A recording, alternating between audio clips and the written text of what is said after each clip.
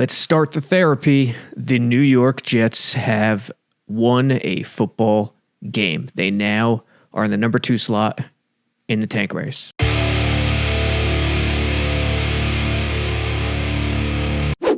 Sabo Radio, 2 days after the stunning victory over the Rams.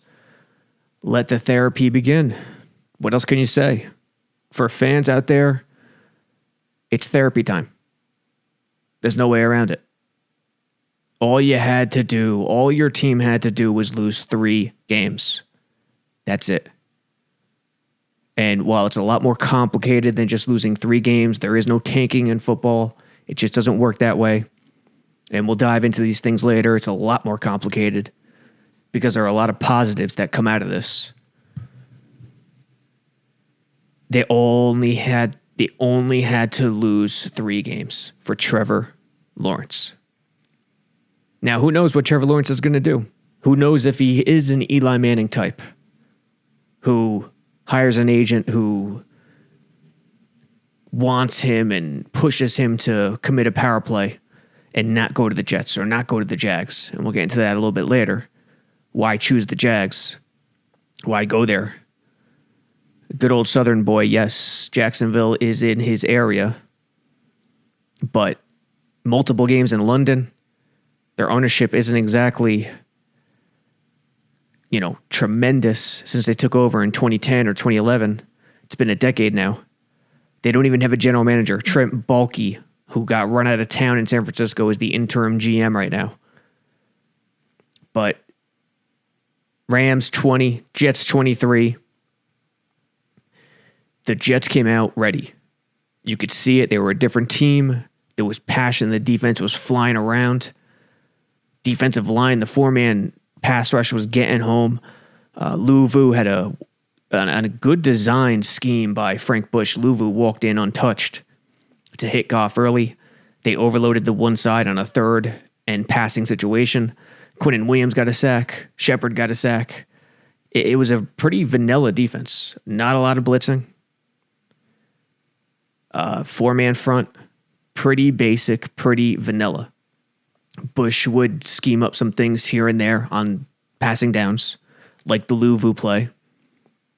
But it was energy. It was passion. That's what they did defensively. And you hadn't seen that all year. So as soon as they came out, they completely destroyed the Rams. And the Rams are a tricky team. I don't know how McVay does it. I can't be killing McVay today because his team is not that good. Goff is horrible. What he did in the Super Bowl, he's just not that good. He needs a running game to be successful. And that's the tricky thing about this. The Jets could stop the run. Yeah, without Fatukasi, you don't think it's going to be the same old thing. But they did a great job against the run. Cam Akers got most of his yards late when the Rams figured it out in the second half, and they really figured it out, and the Jets were hanging on. But Cam Akers only went for 63. Robert Woods had 40 on that one play. Was it a reverse or an end around? I forget. It's escaping me right now. They couldn't run the ball, and that's what really killed Goff early. Darnold was okay. He was solid on the initial drive. They attacked the flat to death and the edges. They used the Rams' aggressiveness, over-aggressiveness, and just marched right down the field. 18-yard Ty Johnson touchdown run. And if the Jets, Braxton Berrios, if he doesn't drop a touchdown in the end zone, it would have been 17-0, 17-3 at halftime instead of 13-3. They kept kicking field goals. So you thought eventually it would come around where the Rams would take charge, but it just never happened. They just ran out of time, the Rams. And if you think about the plays that actually happened in this game in the fourth quarter, the Braden Mann tackle. If Lachlan Edwards is still the punter, Rams win. Akers runs one in for a touchdown. It gets called back for a holding penalty. Those two right there. McVay has a chance to kick a long field goal on 4th down. They don't. They go for it. They attack Marcus May. Why do that? I don't understand. The play before on the wheel against Hewitt, I understand. Go ahead and attack Hewitt. in the passing game, but not May on fourth down. No. In the end, they just came out inspired. And why I think that was the case, and this is a huge part of it, is Connor McGovern on Friday. And this has Jets fans ticked, and it should. It should have everybody ticked. But he came out Friday and he challenged the fan base. Why? Think about if you're a player. What have you heard every week, every day? The Jets are terrible. The Jets are terrible. They're a laughingstock, blah, blah, blah. Then the Raiders game happens. Then they start hearing Greg Williams intentionally tanked the team. That the organization is starting to intentionally tank. Not only are they just bad, but they're losing games on purpose. And the fans are rooting for a tank to such a significant percentage that it's just getting to the players. So McGovern, usually I don't think it's a good idea to attack the fans, no matter what. But he did. Quote, "I don't put my body through this, and I don't think anybody on the Jets puts their body through it to lose. It might be easy for somebody sitting on the couch eating pizza chips and dip to say they should keep losing, but if you ever strapped the pads on, that sounds like an impossible thing for me to do. I'm going to do whatever I can to win," end quote. He basically just called all the fans lazy couch potato idiots. What happens? Jets win. They play the most inspired football they have all year. And after the game, Darnold, Becton are just ecstatic. Becton, after the game, echoed McGovern. Quote, "You ain't really a fan if you didn't want us to win, honestly. I mean that in the nicest way possible. I don't mean that in a disrespectful way. But I mean if you wanted us to lose, you're not a real fan, honestly," end quote. Okay, sounds a lot like McGovern. Darnold, quote, "It's the greatest feeling in sports," end quote. And you could tell Darnold was visibly happy for the first time in over a year. You could see it in his face. He took a deep breath.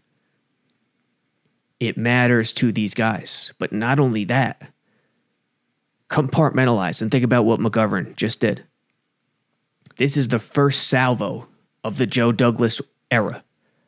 What has Joe Douglas talked about since he came in? Culture, character, bringing on the right guys. This is the first real significant instance where a leader stepped up and challenged someone and flipped the script, where teammates rallied around him. Darnold, Becton, the pure joy on their faces. This stuff matters in football. It's not just about talent. It's not just about coaching. It's about the overall feel in the locker room. Especially early in seasons, teams can play way over their head or way under their head based on the schedule, based on momentum. And what McGovern did mattered a lot. Should you be mad as a fan at McGovern? Yeah, for sure. He called you out. But at the same time, you should not be mad at the players or team. They can't tank. They can't do that. It's a stupid thing. It works in the NBA. Does not work in football. Two completely different sports. The nature of basketball, one guy could turn around a whole organization. Football doesn't work that way. Not even Trevor Lawrence. But still, they're not out of the Trevor Lawrence race yet. Not even close. So trying to discuss what they should do at quarterback right now, it shouldn't be. It's a moot point until we have the full story, the full picture. Don't be mad at the players. Don't be mad at the teams. At the team. You could be mad at McGovern, sure. But why did McGovern feel the need to do what he had to do Friday? He started hearing the noise. Be mad at the people who create the noise. Look, the Jets are intentionally tanking.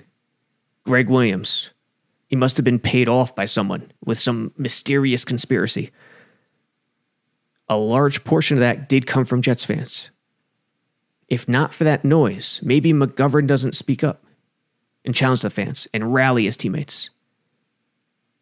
If not for Joe Douglas and wanting leaders and developing the right culture, which is winning at all costs, no matter what, no matter the situation, no matter Trevor Lawrence, no matter 0-13, then McGovern's not in the position to do that.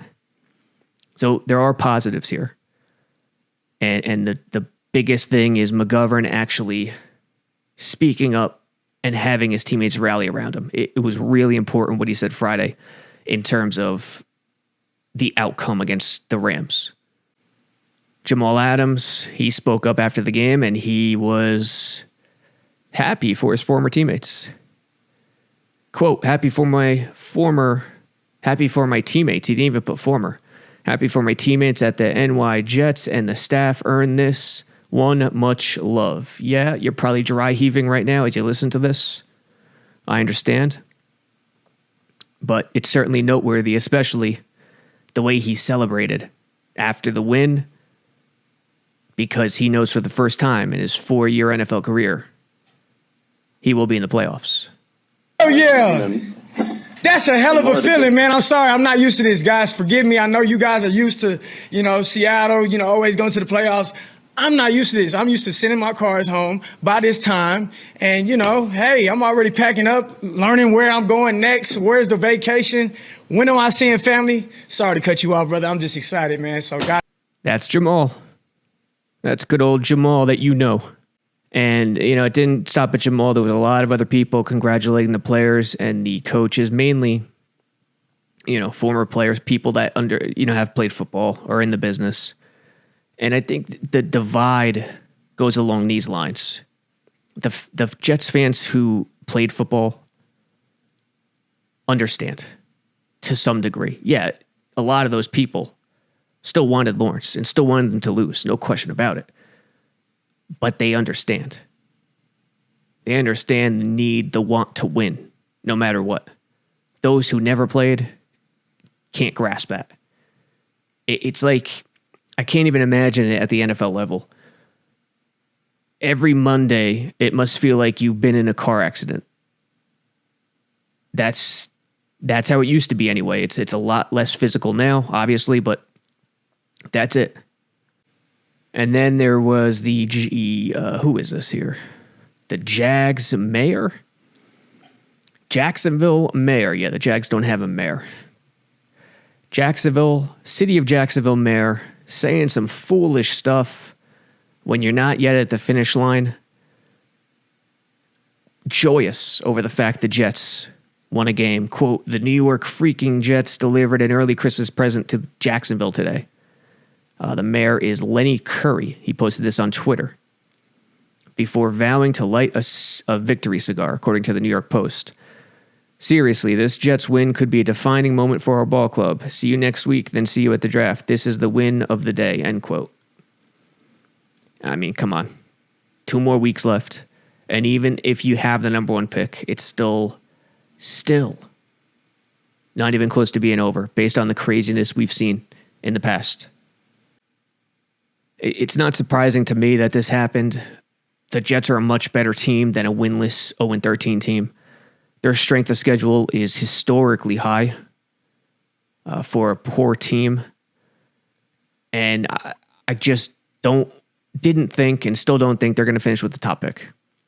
Because of Joe Douglas. Joe Douglas would never do anything to intentionally lose games. If you heard what he said, you just know that. So I never thought it would happen. If you're looking at the screen on YouTube, November 13th, title of the article, Reasons It's Difficult to Believe the Jets Will Finish with the Top Pick. Who's to say they don't win against Cleveland this Sunday? Again, that momentum. I don't expect them to get blown out, not in the least. The Jets fans' best chance is Mitch Trubisky. Interestingly, Trubisky, the guy Mike McCagnon was once interested in love with, according to reports, needs to play like his terrible usual self in order for the Jags to have a shot. And the Jets obviously have to lose to flip the slots one more time. But around this time, mid-November, the receivers just got healthy. The 3 receivers, the defensive line was coming into its own. And the schedule was loosening up a bit for the Jets, while the Jags was getting harder. getting much harder down the stretch. I mean, the Jags schedule has been brutal, and it doesn't lighten up. Up to this point, mid-November, it was an easy schedule for the Jags, and they could only muster one win. They lost to the Texans twice when the Texans were horrible. The Lions, the Bengals, the Chargers. I mean, I just didn't expect it to happen. Still, there's a slim possibility it can reverse, and we'll get into that in a little bit, but I think the momentum of the headlines and the winless season was confusing everyone into thinking the Jets were the worst team in the league when they really probably weren't. Top 3 worst team? Absolutely. Not even a question. But historically bad in terms of matching 0-13? No. No way. And there's a lot of factors there. Are they a terrible team? Of course. But there's a lot of factors there. I just didn't expect them to be able to beat out Jacksonville. There's still a lot of reason to be optimistic about Trevor Lawrence. Fields, Zach Wilson. This class seems to be nice with quarterbacks. Wilson's on tonight. I'll be watching that. 7 o'clock, BYU. I forget who they're playing. BYU, 7 o'clock. If I had to pick one right now without digging too deep, because I haven't dug deep on these guys yet, I'd pick Wilson. And I'd pick Wilson while trading Darnold. I would not roll with Darnold. But that's what I say right now. Things could change. We still don't have the full picture. The film still needs to be looked at. There's a lot of good things. The cap space is there, and they have a load of assets. And if they're still at 2, or even, no, they can't be 3 anymore because Cincy won last night. If they're at 2 and Douglas decides to trade down, if he doesn't take Sewell, which I think he would take Sewell, they'd have more assets. I mean, there's a lot of options still available. Joe Douglas, he might be the real deal, as Nania says in this article here. If you're watching on YouTube. For people on podcast, no visual. Look at Douglas's first draft. It's hit. It is the most successful draft since I can't even tell you when in Jets history. 2007 or 2008, the Revis draft. Basically, that's probably true. And I don't think enough attention is being made out of that fact. You know, a young GM, a GM who just doesn't understand the game, could have been hypnotized by the receiver prospects, by the young receivers, and taken a receiver in that 11th spot. I saw a comment on Twitter the other day where the guy said, can we really credit Douglas for Becton? I mean, it was Becton and Wirfs has been tremendous too. Yeah, I think we can credit Douglas for Becton. The Jets had committed football suicide by not taking an offensive lineman since 2006. Douglas came in, didn't buy into the shenanigans with the receivers. The receiver class was loaded. Second round was fine. And you don't start at receiver when building a program. You start in the trenches, you start at quarterback, corner, edge, and so on. So he did the right thing from a fundamental and foundational point of view. And that's the most important thing when starting. A lot of GMs don't get there. A lot of GMs will just take the best guy, no matter the position, at that spot. It's not how you can do it. That's not how you should do it. Do you want to lean on best player available under normal circumstances? Yes, of course. But when you're building a program, you can't think only best player. There's got to be other factors at play, and Douglas understands that. So there's a lot of positive to look forward to moving forward.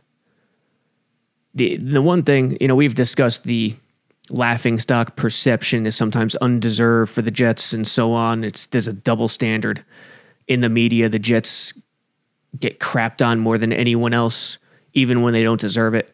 A lot of it's self-inflicted, no question. But here's a prime example. Why can't Lawrence spurn the Jags for the Jets? Where are these headlines? I haven't seen them yet. It's already Tuesday. 48 hours after Sunday, the best angles, the freshest angles come out on Monday. The angles that'll get the most attention.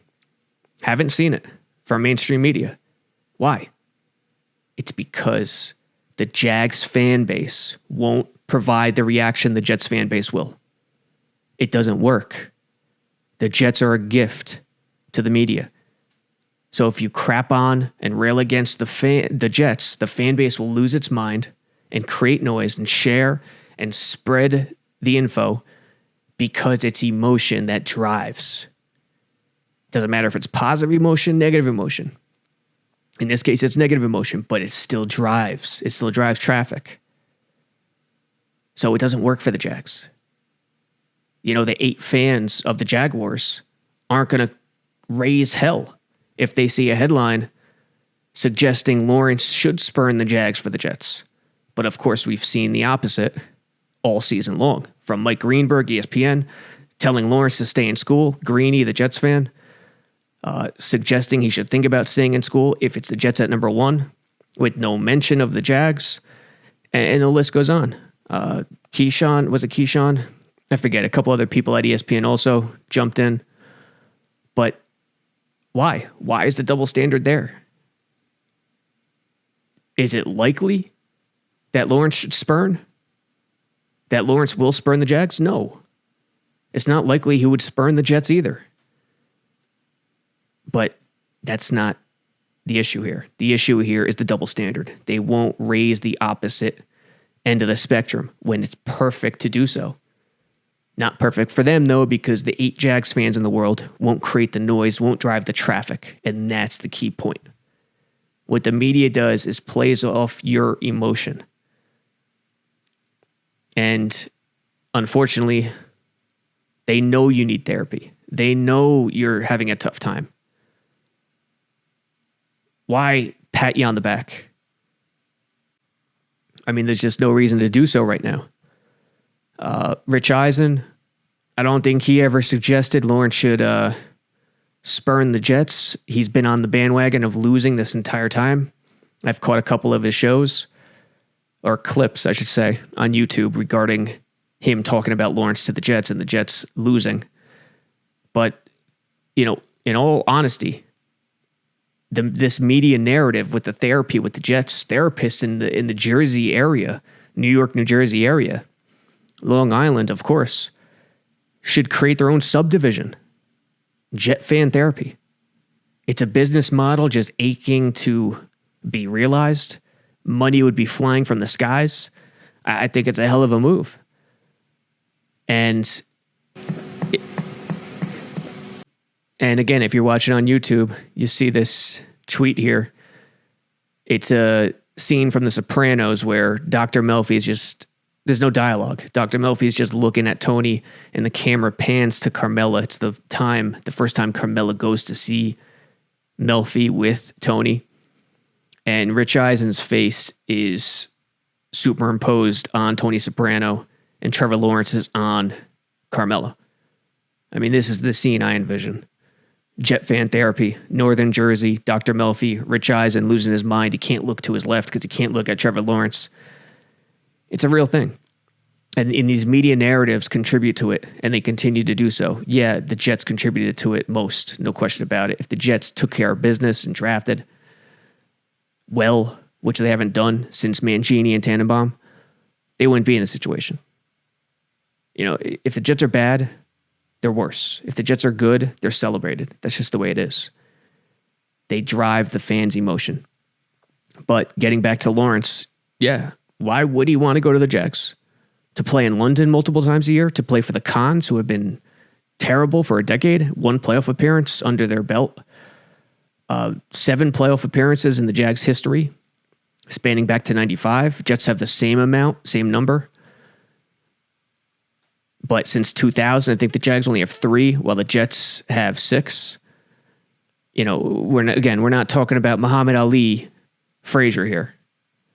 It's more like Glass Joe from Mike Tyson's Punch-Out and Little Mac, I guess we'll go with. But still, there's a lot here. There's a lot here to write about in terms of why he should spurn the Jags and go to the Jets. Jacksonville or New York. Yeah, I understand he's a Southern boy. No tax in Florida. But what about Tom Coughlin? What about the Jags' issues with player grievances? Last year in December, a report came out that the Jags were responsible for 25% of all player grievances. That is an incredible number. An incredible number. It was so bad that the NFLPA actually wrote to free agents, warning them and telling them about the issues. It's so bad that Coughlin lost his job. Quote, the NFLPA took the unusual step of publicly warning free agents against signing with the Jaguars because of Coughlin's reported disregard for player rights via ESPN. You know, the Jets take a lot of grief for the Colicchio Assembly example. Cameras in the locker room, which wasn't a big deal at all. They take a lot of grief in that regard, yet the Jags were responsible for a quarter of all grievances for 2 years, leading up to December 2019. Does that sound like a place a young quarterback wants to go? Could it be blown out of proportion? For sure. But again, the evidence is there to write the opposite narrative, that Lawrence should spurn the Jags for the Jets and put that power play into motion. Yet you won't hear that from any of the mainstream voices. And if you do, it'll be few and far between. And the last thing we'll quickly touch on, does anyone have a harder job than the social media guy for the Jets on Twitter? Think about what this man has to do, or woman. Post positive stuff during a time where crazed fans are on Twitter replying without regard for humanity or any mercy whatsoever. I mean, some of the comments and replies are just, first of all, how do you find the time? Second of all, man, put yourself in someone else's shoes. Just for a moment. Just for 1% of the day. It's, and we'll go through these. I haven't looked at these prior. We'll see what some of the fans have to offer. And the thing you got to remember about social media, the fans on social media from any fan base constitute a small, tiny fraction, small percentage of the entire fan base. So you can't judge a fan base based on that alone. But if you do, every fan base is awful. I'm not singling out the Jets here. It's everybody. Jets posted and they pinned this one. Foley Fatukasi making a name for himself every Sunday in the city he was born. Yep, he's a hometown boy. First response was positive. Fatukasi. Second response, here we go. You can't even get the first round draft pick right. We need a quarterback. The Jet jinx is still at work. SMH, shake my head. I mean, he's highlighting Fatukasi. And you got to post, and you got to respond with that. Next one, please go back to old uniforms. You will start winning again. Next one, Jets lost to the Jaguars. Next one, you ruined my Christmas again. Next one, huge effing win. Yes, there's a positive. Next one, wow, one win. I feel sarcasm in that. Next one, we need Trevor Lawrence more than a W. Fire Adam Gase already. Good defense on that last drive. Well done. Oh, hey, a bot. He is an underrated rising star, always getting better. All right, some positive stuff. A tag to UConn football. Ask yourself this. Where was Foley before he got the coaching he was now? Extend Gase now. Got a Twitter account called Gase in Point. I guess he's going around promoting Gase. So this one's going to be positive because it's highlighting a player. But if we find one from the Rams victory, here we go. Sights and sounds from the W. I'll tell you, if you're ever bored, just go on one of these tweets and read the comments. You will feel better about yourself. You'll have some laughs. It's one of the rarest joys in the world. So, yeah, sights and sounds from the W with highlights from the game, field camera angle. First comment, a sight you won't be seeing Trevor Lawrence in that ugly Jags uniform. Although this uniform, the one they have now, is a lot better than what I've seen in the past. That half-color helmet with the gold blending into the black, the gradient, that was hideous. Worst win in Jets history from Dr. Fate Twitter account. Altered the course of Jets history in an indescribable way for an absolutely meaningless win. Gase's feelings be damned. No possessive on Gase's. He's only been here for a season plus. I've been here for decades, in caps. The 0-16 number one pick was our Super Bowl. I mean, Dr. Fate, you think someone's reading that? Other than me, this insane person? Stop rubbing it in and stop celebrating this Pyrrhic victory. What the hell is that? The overwhelming majority of the fan base is very upset about this. One totally meaningless win that cost a generational QB talent. No one knows what Lawrence is going to be. It's just, I think he's going to be great for sure. But again, the narrative. Fans just go off the narrative. What's the overwhelming feeling? And that's fine. But don't write the present as if you know what the future will be. You got to take odds. You got to take stock of the situation, the percentages. What a joke of a franchise we've become. 1-13, 3 exclamation points. Not something to be proud of. Can you imagine the Patriots or Steelers tweeting this? Never. Fire Gase already and let's go from there. If the Pats or Steelers tweeting, they would. They would. I can't imagine them being in a situation of 1-13. But if they won one game after losing 13, they would tweet a highlight package, sights and sounds from the W. It wasn't anything over emphatic. Sam Elner Twitter account, you're delusional. It's not an over emphatic tweet. Maybe some others have been, but this one isn't. It's just a highlight package with sights and sounds from the W. I have to admit, I am torn by this. Oh, here we go. On one hand, I was delighted for the players for that win. However, I am puzzled because I am sure this win hampers the plans to rebuild the franchise around Trevor Lawrence. It is the worst win in history of this team. In other news, the sky is blue. Thank you for that contribution. So happy we won this game. I think back to this in 5 years when T-Law and the Jags are tearing up the NFL. Why do you do this? People at NY Jets follows. Yeah, I guess on maybe one or two of their tweets. I saw this the other day. Maybe they turned off replies. Hey, I wouldn't do that if I'm the Jets. Keep it as business as usual. You just don't have to read the replies. And I don't think they do very often. What's the point? During this situation, during this time, they know the general consensus already. That's not going to change. Next one, go post this on Jacksonville's page. They're the ones who are happy with you at the moment. 1-13, and you haven't stopped bragging about one win. That would be meaningless.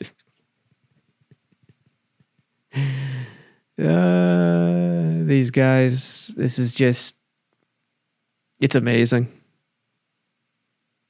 Geez, I've never seen a team parade around one win more than you guys. How do people muster the energy? That's what I don't understand. We have activated Foley Fatukasi from the reserve COVID list and placed Harvey Lange on IR. Now, this is just strictly transactional, so there can't be any negative replies. And it's only a couple hours old. I think there's only a few replies, so let's check it out. NYG Matt, positive stuff from NYJ Matt. Damn, get healthy, Lange. Next one, y'all turned off the replies. All right, so nothing crazy. Oh, only people the Jets follow can reply to that one, which is interesting. Have they been doing this? 'Tis the season for some Madden 21, a little promotional. First one, I'm going to keep it real with you. Not a damn soul wants to play with our bum-ass 74 overall team in Madden. Not to mention the game is complete garbage. That's what I heard too. Madden's just terrible. Next one, you get the good old Fred Rogers putting the clown mask on. Of course. Next one, Doe Jugless Twitter account. I use the Jets, and this is what I do with them. Let's see what he does. It's against the Saints. They're up 13-0. How about that? Breeze, Oh, picked off. Marcus May. Looks like he's going to return it to the house. And he does. Yeah, Madden. I'm looking at the highlight. Madden looks terrible. They really got to fix things.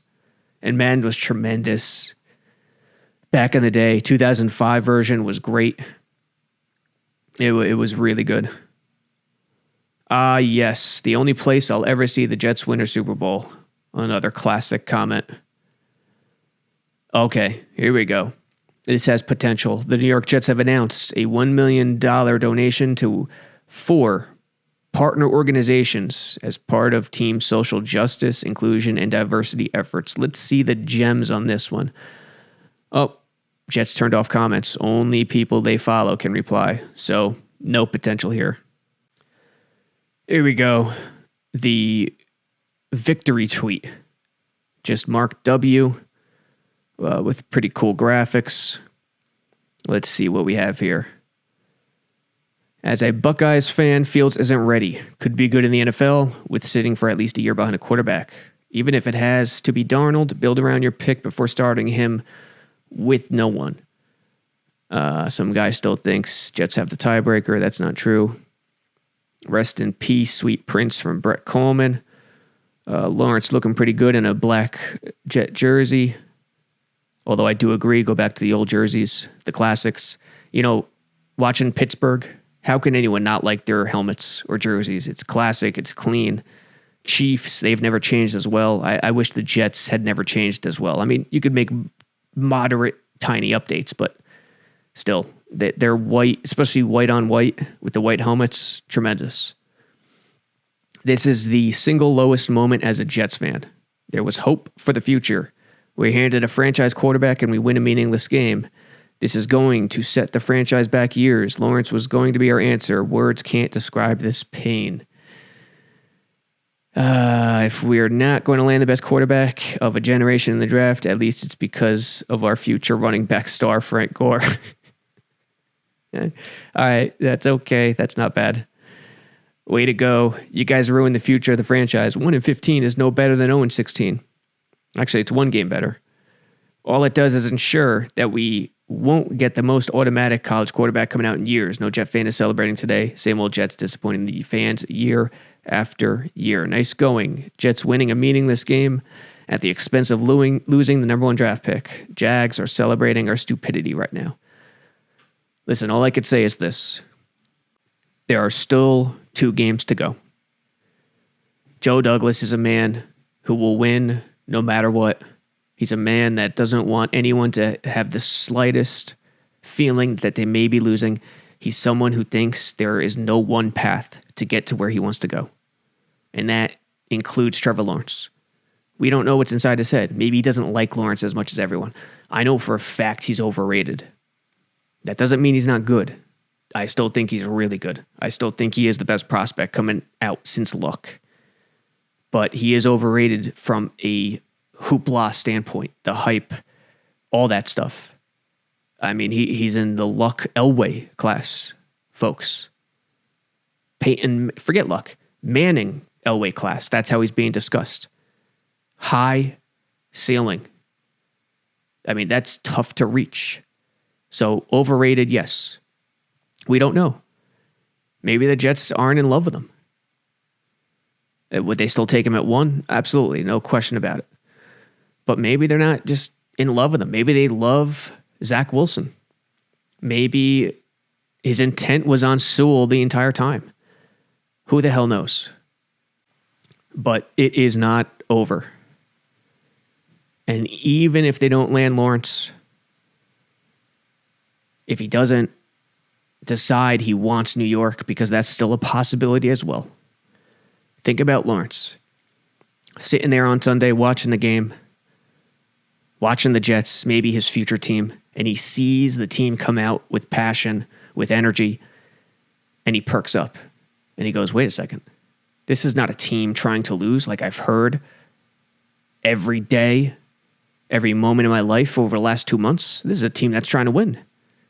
This is a team sending the right message to everyone. This is a team that's trying to do the right thing by its culture. I want to play for that guy. What if that happens? Over the long haul, doing the right thing usually rewards the person who does the right thing. It may not work in the short term. It may burn you in a few instances. But generally speaking, over the long haul, doing the right thing, instituting the right principles, showcasing the right character, tends to reward those people who do the right thing. And that's what Joe Douglas is doing. The right thing by football standards. And if Trevor Lawrence is that guy, maybe all of a sudden he is thinking power play where he wasn't before. We don't know. And if he is, Jets will have to give up something to get to one or make the trade with Jacksonville, which I think they do in a heartbeat. But again, an argument can be made that doing the right thing and winning no matter the situation is better over the long haul than intentionally tanking is. The Colts in 2011, everyone thought they were intentionally tanking. They win 2 of their last 3 games. They still land luck, but it was getting close. Polian said they weren't trying to lose the entire time. And it looked like it as they won 2 of the last 3 games, finished 2-14. Jets, it's trending in that direction as well. They're just incredibly unlucky. This is a year where 1-15 or 2-14 might not get it done. And yeah, if you're a Jet fan, you say that's really Jet-like. You'd be right. But Joe Douglas is doing the right thing. And if Lawrence is that special kid, he will find his way to the Jets. It's so completely possible. Is it unlikely? Yeah. But it's extremely possible. You can't close the book. You can't act like your life is over. You can't act like the Jets' world came to an end. It's not true. They are loaded in terms of assets. They have some key pieces at key positions, left tackle being one of them, interior defensive line, another. So don't lose hope. There's a lot of things that could happen from now until the draft, whether they're picking 1 or 2. And even if they don't get him, if Joe Douglas is the right guy, and by all accounts, I think he is, again, your future is in good hands. Check out Sabo Radio on iTunes, Spotify, like us, review, rate, all that good stuff. It really helps out. And of course, jetsxfactor.com. Check out the app on Android, iTunes, real-time notifications. You can customize them. And away you go. Cleveland this Sunday. We'll see what happens. What if the Jets win 2 straight? It would be a crazy thing if the Jags won and the Jets won. I mean, can you imagine? And then week 17, something more than therapy would be needed if that happens. If the Jags won and the Jets won. People will be jumping off a cliff. Call Melfi. Get Melfi's colleagues in there. It won't be enough. But Sabo Radio, check us out everywhere. jetsxfactor.com. Until next time.